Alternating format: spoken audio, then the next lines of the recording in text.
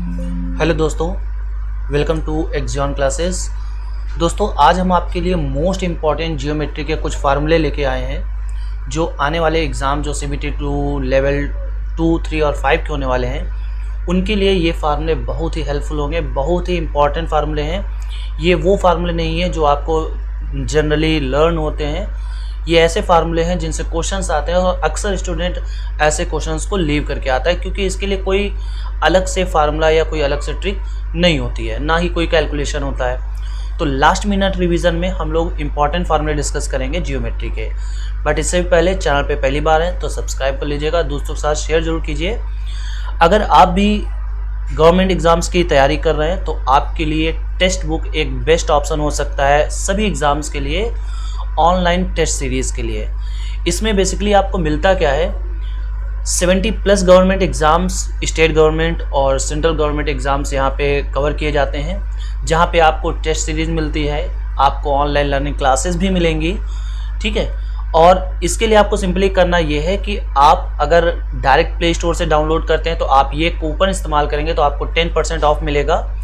और अगर आप डायरेक्ट लिंक चाहते हैं तो टेक्स्ट बुक डाउनलोड लिंक जो है वो आपको डिस्क्रिप्शन में मिल जाएगा, वहाँ पे आप जा करके उस लिंक के through direct text book app download कर सकते हैं। तो without any delay let's begin with our most important formulas, ठीक है। तो देखिए, सबसे पहले यहाँ पे मैंने फार्मूले लिए हैं ट्रायंगल के, ठीक है। तो ट्रायंगल में सबसे पहले हमने ये ट्रायंगल लिया है, ये वाला ट्रायंगल, ये ट्रायंगल ABC है और जिसमें से DE पैरेलल BC है। अगर ऐसा होता है और D और E इस AB और AC के मिड पॉइंट्स हैं तो आप ये याद रखिएगा कि DE की जो लेंथ है वो इस BC की हाफ होती है, ठीक है। दूसरा ट्रायंगल से रिलेटेड है कि अगर ये राइट एंगल ट्रायंगल हुआ और ये एक एल्टीट्यूड है हाइपोटेन्यूज पर, तो आप BD निकाल सकते हैं। BD इक्वल टू होगा BC into AB upon AC। बहुत ही सिंपल सा फार्मूला है, यहाँ पे जो भी perpendicular upon base upon hypotenuse, perpendicular into base upon hypotenuse. इसका एक दूसरा तरीका, अगर आपको AD और CD दिया हुआ है तो जो BD का स्क्वायर होता है, मतलब सपोज दैट मान लीजिए आपको ये कह दिया गया कि ये 4 है और ये 36 है, तो इस BD की वैल्यू क्या होगी। तो यहाँ पे आप आसानी से निकाल सकते हैं कि BD स्क्वायर जो है वो AD यानी 4 और CD यानी 36। तो बताइए BD इक्वल टू कितना आ जाएगा। BD इक्वल टू आ जाएगा 2 × 6 दैट इज 12। उसके बाद अगर आपको AD फाइंड आउट करना है तो AB square by AC, AB square by AC। और अगर आपको CD फाइंड आउट करना है तो BC square upon AC, BC square upon AC, ठीक है, ओके। अब यहाँ पे जो ये इंपॉर्टेंट फार्मूला बताने वाले हैं ये बहुत ही इंपॉर्टेंट है, कई बार एग्जाम से पूछा गया है।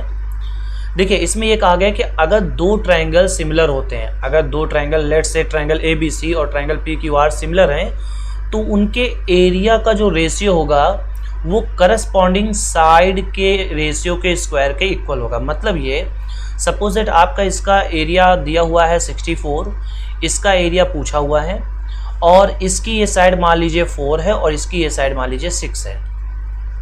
तो इसमें ये कहा गया है कि इन दोनों की जो एरिया का रेशियो होगा, मतलब अगर हम ये क्वेश्चन सॉल्व करना चाहें, ठीक है, तो हम ये कह सकते हैं कि 64 अपॉन जो मान लेंगे 64 अपॉन लेट से एरिया A है, उसके बाद इसके करस्पॉन्डिंग साइड का स्क्वायर। तो बताइए इसका साइड कितना है 4 और इसका साइड कितना है 6।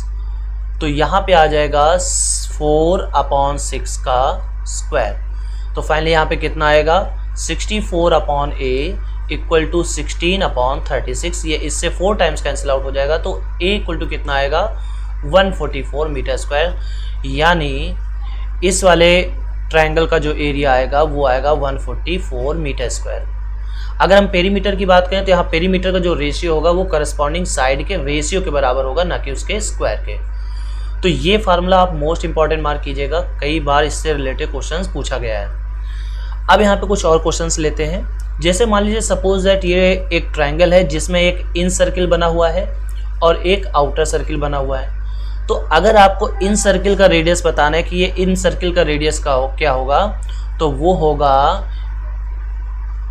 Delta upon S. ये डेल्टा क्या है, तो this is called area, this is called area. तो एरिया अपॉन सेमी पेरीमीटर, ठीक है। अगर आपको कैपिटल आर निकालना है यानी जो एक्सटीरियर सर्किल है इसका निकालना है, तो A B C by 4 into area, A B C upon 4 into area. ये कुछ फार्मूले ऐसे हैं जो आपको जल्दी बुक्स में नहीं मिलेंगे। वहीं पर अगर आप बात करें, अगर ट्रायंगल कैसा हो, अगर ट्रायंगल समबाहु हो, समबाहु मतलब इक्विलैटरल हो, कैसा हो, इक्विलैटरल हो, तो इक्विलैटरल के केस में यहाँ पे आप फार्मूला लगा सकते हैं दिस, यानी जो इंटीरियर सर्किल का रेडियस होगा वो a अपॉन 2√3 और एक्सटीरियर का होगा a अपॉन √3। ये बात क्लियर हो गई, ठीक है, ओके। तो अब बढ़ते हैं नेक्स्ट क्वेश्चन पर। नेक्स्ट फार्मूले क्या है, अब देखिए जो फार्मूले हैं वो सर्किल से रिलेटेड है। सबसे पहला फार्मूला क्या है कि किसी भी कॉर्ड के थ्रू, सपोज इसको कॉर्ड बोला जाता है, सर्किल के दो पॉइंट्स को मिलाने वाला जो लाइन होता है उसको क्या बोला जाता है, इसको बोला जाता है कॉर्ड। अब कॉर्ड जो है वो सरकमफ्रेंस यानी बाउंड्री पर जितना एंगल बनाती है उसका 2 टाइम्स बनाती है सेंटर पर। यानी सपोज दैट अगर ये 40 डिग्री है तो ये सेंटर पे कितना एंगल बनाएगी, 80 डिग्री का एंगल बनाएगी। उसके बाद जो सेकेंड है वो है कि मान लीजिए जैसे एक कॉर्ड है, कॉर्ड इस सर्किल को 2 पार्ट में डिवाइड कर रहा है। इस पार्ट को बोला जाता है मेजर सेगमेंट और इसको बोला जाता है, लोअर पार्ट को बोला जाएगा माइनर सेगमेंट, ठीक, जो छोटा पार्ट है। तो किसी भी कॉर्ड के एक तरफ बनने वाले सारे एंगल्स इक्वल होते हैं। मतलब अगर सपोज दैट ये 30 डिग्री है तो ये भी 30 डिग्री हो, ये चीज़ें आपने पढ़ी होंगी। सेमी सर्किल में बनने वाला एंगल 90 डिग्री होता है।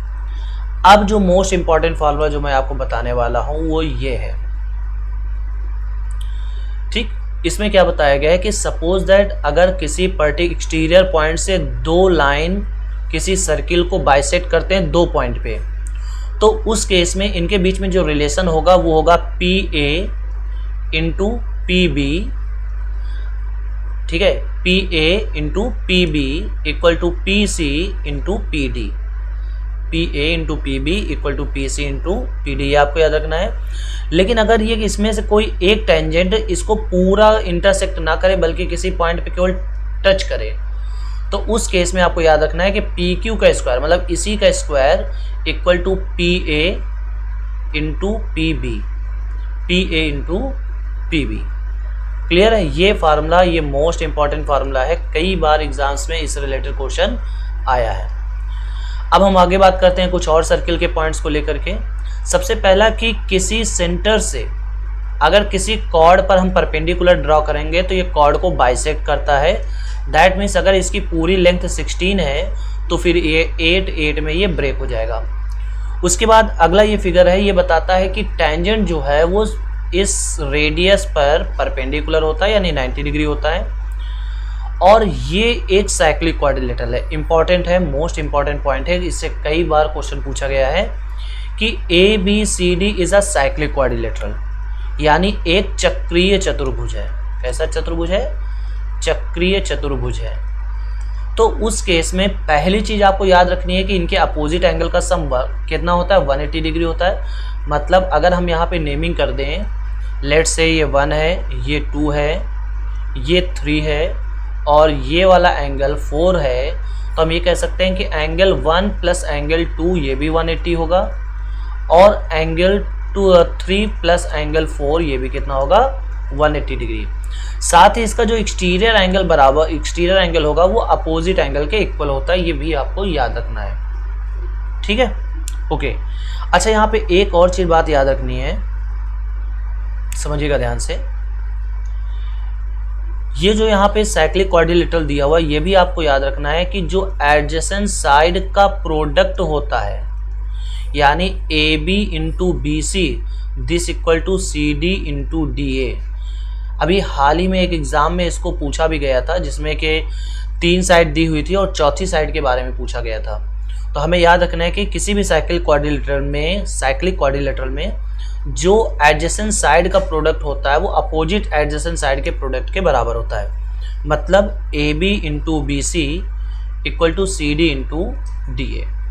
क्लियर है। उसके बाद बात करते हैं नेक्स्ट फार्मूले की। तो अगर मान लिया किसी क्वाड्रिलेटरल के अंदर ऐसे सर्किल बना हुआ है, यानी ये इनके टेंजेंट्स को कह सकते हो टच करके क्वाड्रिलेटरल बनाया गया है, तो उस केस में ए बी अपोजिट साइड का सम हमेशा इक्वल रहेगा। अपोजिट साइड का मतलब ए बी के अपोजिट सी डी इक्वल रहेगा बी सी के अपोजिट ए डी। क्लियर है। वीडियो अच्छा लग रहा हो तो दोस्तों के साथ शेयर और चैनल को सब्सक्राइब जरूर कर लें। अब यहाँ पे बढ़ते हैं नेक्स्ट क्वेश्चन पे या नेक्स्ट फार्मूले पे। अब देखिए फार्मूला रिलेटेड है क्वाड्रिलेटरल से। इसमें से जो मैं फार्मूला प्रेफर करूँगा, जो सबसे ज़्यादा मोस्ट इम्पॉर्टेंट है, दिस इज, ये फार्मूला सबसे ज़्यादा इम्पॉर्टेंट है। तो सबसे पहले बात करते हैं इस क्वाड्रिलेटरल की। अगर कोई रेक्टेंगल है और उसके डायगोनल्स या उस पर इस तरीके के ट्रायंगल बनाए गए हैं, तो उस केस में ओ ए का स्क्वायर प्लस ओ सी का square equal to O B का स्क्वायर प्लस ओ डी का स्क्वायर। ठीक है। और अगर यहाँ पे ये क्या है, तो ये एक पैरेललोग्राम है। ठीक है, पैरेललोग्राम है। तो पैरेललोग्राम का जो एरिया होता है वो क्या होता है, 1/2 सम ऑफ पैरेलल साइड, यानी A B plus C D into इनके बीच का एल्टीट्यूड दैट इज एच। लेकिन अगर हम बात करें कि इसके साइड और इसके डायगोनल के बीच में क्या रिलेशन होगा, तो वो होगा ये, मतलब 2 टाइम्स साइड के स्क्वायर का सम इक्वल टू डायगोनल के स्क्वायर का सम।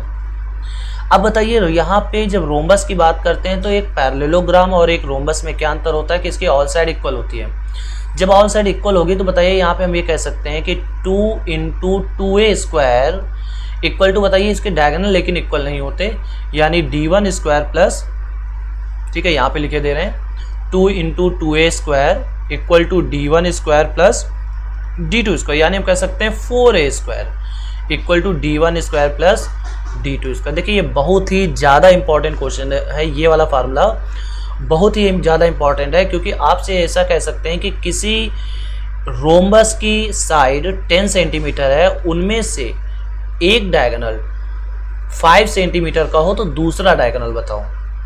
ठीक है, तो यहाँ पे हमें साइड मालूम है, एक डायगोनल मालूम है, तो यहाँ पे हम दूसरा डायगोनल फाइंड आउट कर सकते हैं। और इसके एरिया की बात कहें तो ये इससे भी रिलेटेड क्वेश्चन कभी कभी आता है, क्या होता है 1/2 प्रोडक्ट ऑफ डायगोनल, ये इसका एरिया का फार्मूला होता है। ठीक है। सो आई होप आपको ये कुछ इंपॉर्टेंट फार्मूले जो बिल्कुल अलग टाइप के थे, ठीक है, और इनसे एग्ज़ाम में रिलेटेड पूछा ही जाता है। जैसे मैंने आपको बताया, एक ये वाला फार्मूला हो गया, इससे पूछा जाता है, या फिर आपको अभी सर्किल वाले क्वेश्चन कुछ हमने यहाँ पे बताए थे। ठीक है, ये वाले जो फार्मूले हैं इनसे भी पेपर में एग्ज़ाम में काफ़ी बार पूछा गया है। सो वीडियो पसंद आया हो तो दोस्तों के साथ शेयर जरूर करें, चैनल पे पहली बार सब्सक्राइब करें। मिलते हैं नेक्स्ट वीडियो में।